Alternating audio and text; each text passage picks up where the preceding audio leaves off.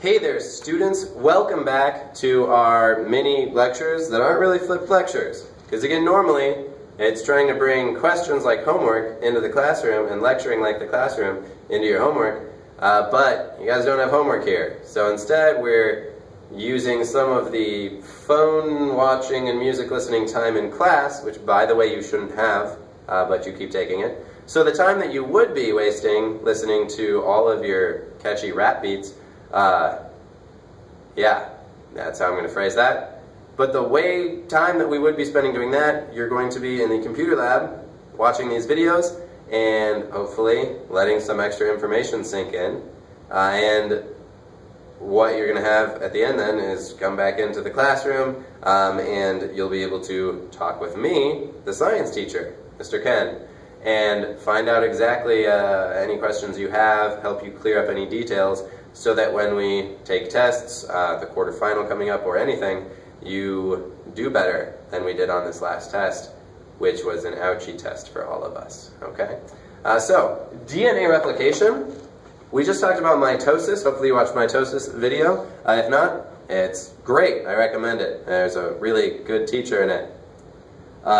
But you should go watch the mitosis video, okay? And you'll be able to learn about how a cell copies itself. What we're learning right now is in the mitosis video, we say that chromosomes are there and then they double themselves and get pulled apart, okay? But we want to know in this lecture how exactly the DNA that makes up our chromosomes and what is the, well actually we'll do that in a second, but the DNA that makes up our chromosomes, we want to know how that splits apart. So we're going to start off this lecture though, a little memory. I need you to write down at the top of your notes there a couple different things. One, how many chromosomes does a normal human have in a normal cell? Okay? So that's a number, it's 2 digits, I'll give you that hint. Write down how many chromosomes we have in the human cell, a normal cell. Good. Now, next up, underneath that, there is DNA. I want to know the name of the little tiny piece that has a sugar, a phosphate, and a nucleic acid. What is the name of that chemical that makes up our DNA ladders?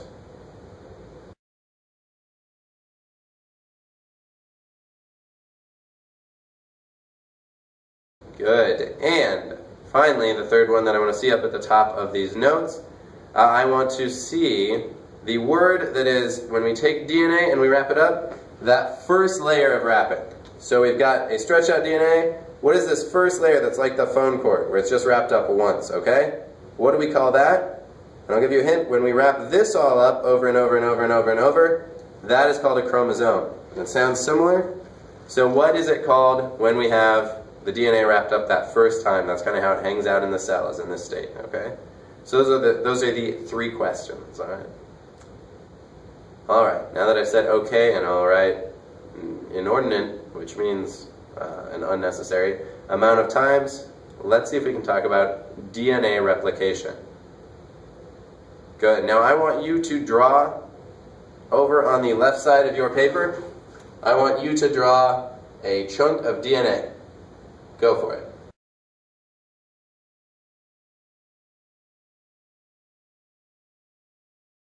Is this what you drew? Excellent. Hopefully it looks something like that. Remember, it's called, what is this, twisted ladder shape? Starts with a D, the word double, a double helix. Awesome. So write down double helix quickly. Good, we start with a double helix. Now we've got a couple steps, three of them, I know how to count, just not with my fingers apparently. But we have 3 steps of DNA replication, which is the process of how DNA makes an exact copy of itself. The first step, so we've got 1. That is uncoil. So we have our DNA, and the DNA is wrapped up in that, and this was the answer to one of those questions. Chromatin is when we wrap our DNA up a little bit. But we have our DNA wrapped in chromatin. When it's wrapped in chromatin, it is hard to get information from or to make copies of. It's like if we, I don't know, folded up a piece of paper, you couldn't photocopy it. but you could store it in a tiny area. So if you want to store some paper in your shirt pocket, or in my shirt pocket, because not many of you have shirt pockets, but if you want to store paper in my shirt pocket, first off I'll be like, hey, this is my shirt pocket, don't store your paper here. But if I was storing paper in my shirt pocket, I would fold it up and put it in. But then to pull it out, I have to unfold it to make a photocopy. Same thing, we want to read the DNA and make a copy of it. We're going to uncoil it so it ends up looking like a normal ladder, alright? Boom. Now this bar on the outside, kind of the outside edges of the ladder, I want you to rack your brain, come up with, what is this outside edge of the ladder made of? Either the two chemicals or the name, and it ends with backbone, but we call it the what backbone in DNA, alright? So find that in your notes, or from the last video, or 2 videos ago. Find out what that's called.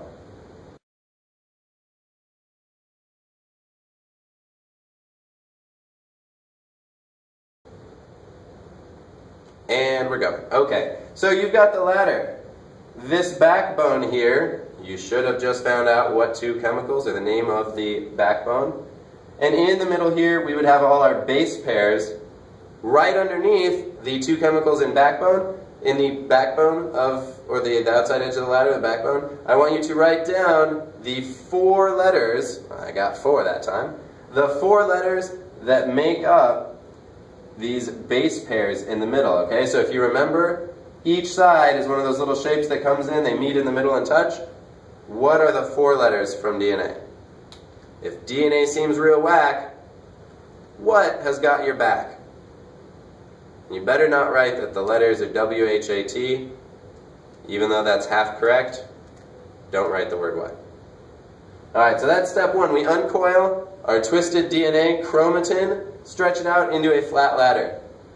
The next step, step 2, is we unzip the DNA, okay? So just like a jacket zipper,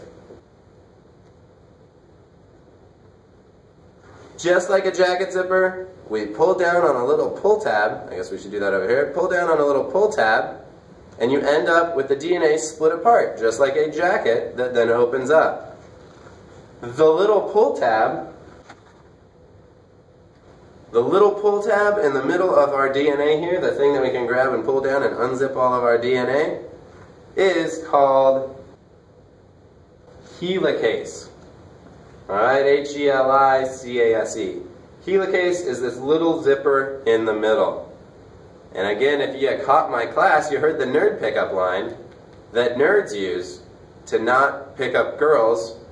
After all, nerds aren't necessarily known for being smooth with the ladies. But the line is, hey babe, I wish I was helicase so I could unzip your jeans. That's called a homonym when we have 2 words that sound alike but are spelled differently, alright? So, like there, and there, except a lot more interesting, genes, the little things that control your hair, your eyes, your height, all 30,000 traits about you, are spelled differently than blue jeans. But the joke is that you're unzipping jeans. I'm glad we got that. Okay, so that was step 2. We unzip our jeans. The reason is, and you can think of it just like a jacket zipper.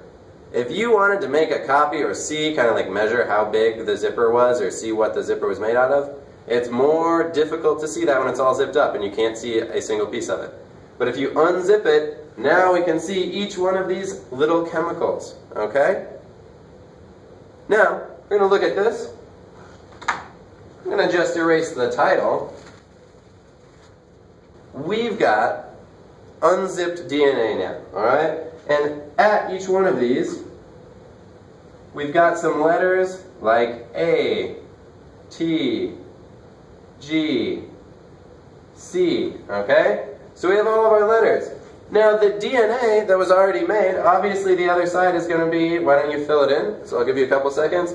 Fill in the 4 letters that would match the other side of this DNA.